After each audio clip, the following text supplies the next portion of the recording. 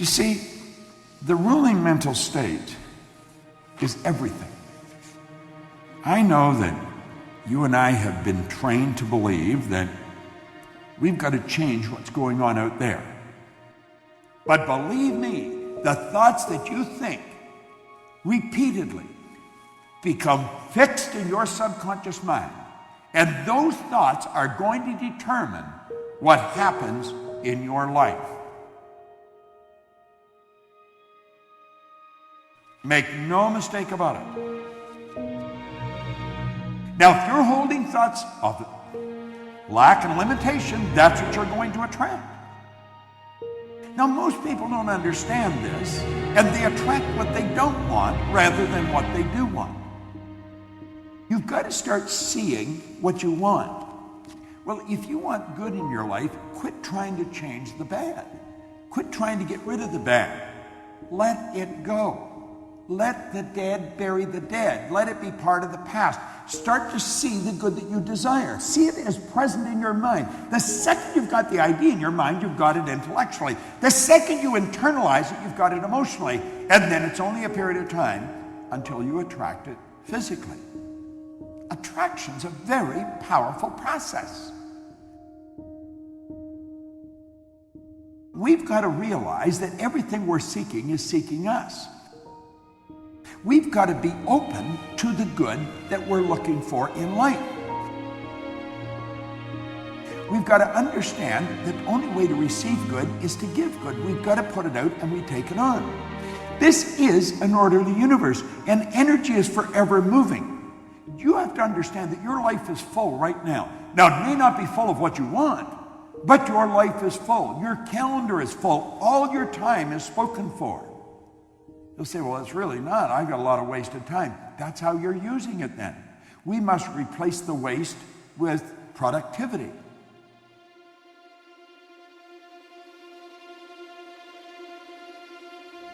Start to think who you can give to, what you can give, where you can give, and then give everywhere you go. Give the very best you've got. And you know something? You'll receive the very best the universe has. It's sitting there waiting for you.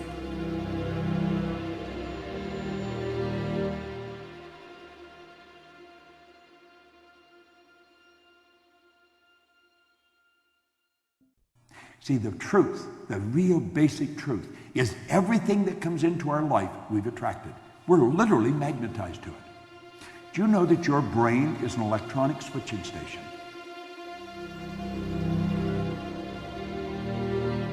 It controls the vibratory rate of this massive energy that we call our body.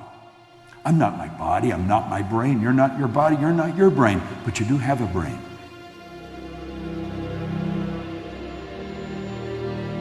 We have a marvelous mind, and we can control the vibration we're in, and when we do, we start to control what comes into our life. Mind is the master power that molds and makes, and man is mind.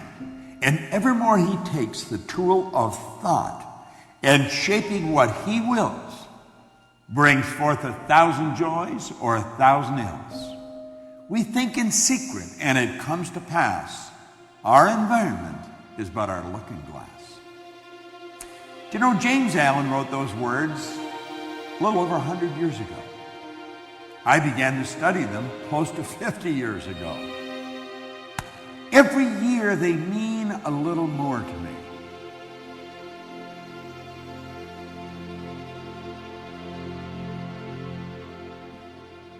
Thinking is a powerful force. It's been said that it's the most powerful force we're capable of. You see, the mind, it's the most powerful force in the world. And thinking is a very, very powerful form of energy.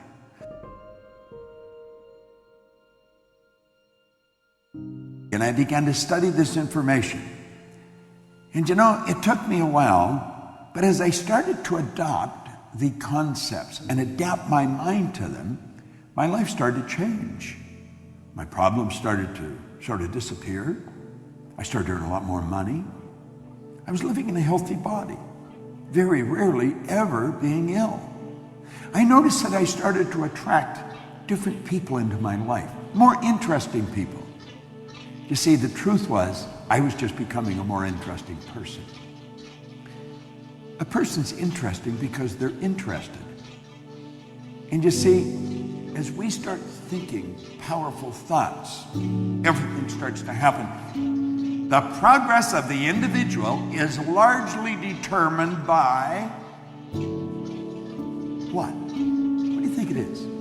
Let me share that again. The progress of the individual is largely determined by, it's a good question, isn't it? It's by his ruling mental state. Because the mind is the basic factor in governing power in the entire life. My life and your life, you see. Listen very carefully to this. Have you ever had someone condemn or criticize your efforts when you were given the best you thought you had and really tried to please them? I'm sure you have. I know I have, and I'm sure you have. Didn't you feel like folding up and just quitting? Just say, it's over. When you put good into anything, good's going to come back. We pointed out that every great leader that has ever lived has been in complete unanimous agreement that we become what we think about. Understand that you have infinite potential. No one knows what you're capable of doing. The most erudite scientist alive will not even guess at what you're capable of doing. Listen, when we talk about you, we're talking about something that is awesome. The highest form of creation on the planet. That's what you and I are.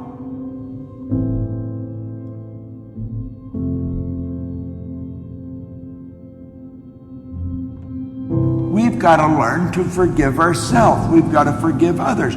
We have to realize that what we did yesterday, we cannot change. If you did something deliberately wrong, let it go. Forgive yourself.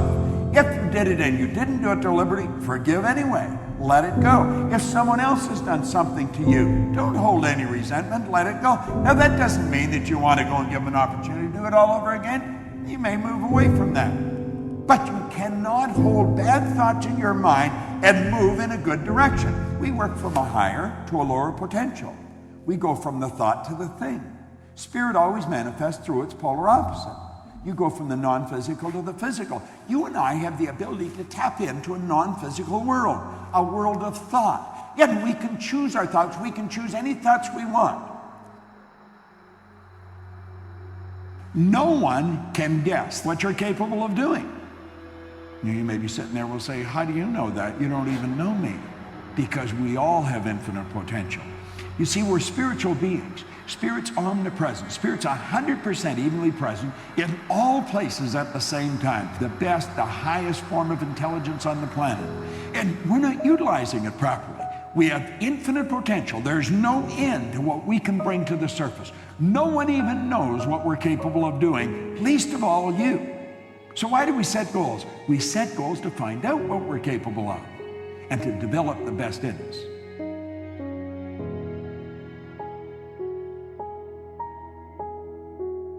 We want to set a goal that's worthy of us. You're trading your life for a goal. Now, I don't think you'd trade your life for a car. I don't care what the automobile is. It could be a Ferrari, a Lamborghini. Would you trade your life for it? I don't think so. Would you trade your life for a house? I haven't come across the house that I'd trade my life for. Now, I've been in some beautiful neighborhoods and I've been in some magnificent homes, but I wouldn't trade my life for any of them. And yet, you know, you are trading your life for what you're doing today. Now, if you're not going after a goal that's worthy of you, then what are you trading your life for? It is the progressive realization of a worthy ideal. Now stop and think of what that means. Progressive is not going back, up and down. Progressive is continually moving in an upward direction. So if we're going after the goal we want, we're not going backwards, we're not having bad days, we're progressively going in the right direction of a worthy ideal. Now we're not asking, are we worthy of the goal? Is the goal worthy of us? Use it, and you'll win.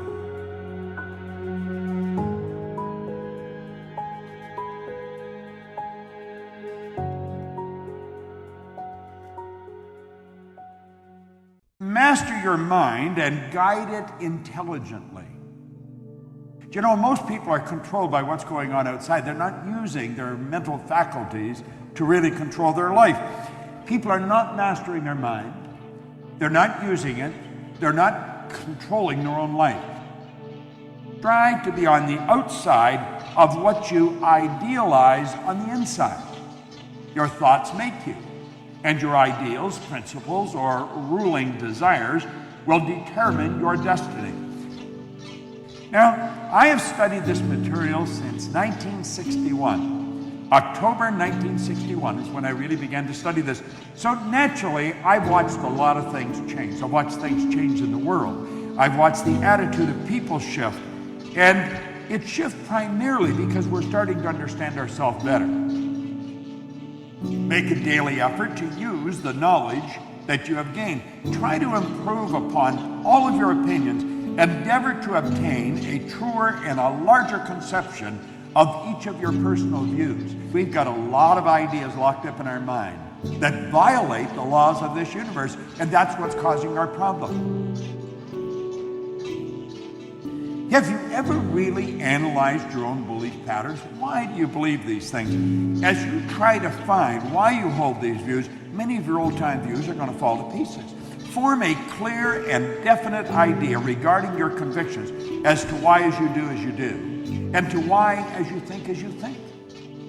You see, most people never really ask themselves, why do I believe that? Do you know almost all your beliefs you've inherited? That's true. Dates way back into your genetic nature. From the moment of conception, your ancestors are built right into the genes. See, it's no accident that a very small select group of people live really meaningful lives, and so many others are struggling all the way through their life.